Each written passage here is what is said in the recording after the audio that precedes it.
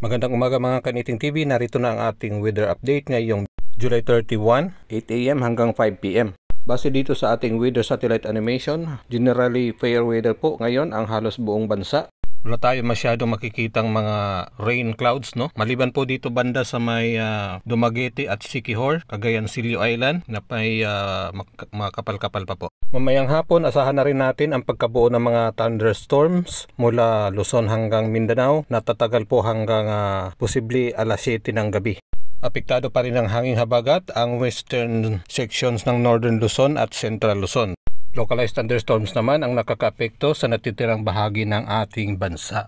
Para po sa ating new viewers, paalala po, para laging latest updates ang inyong mapapanood, mag-follow po sa ating Facebook account at mag-subscribe sa ating YouTube channel.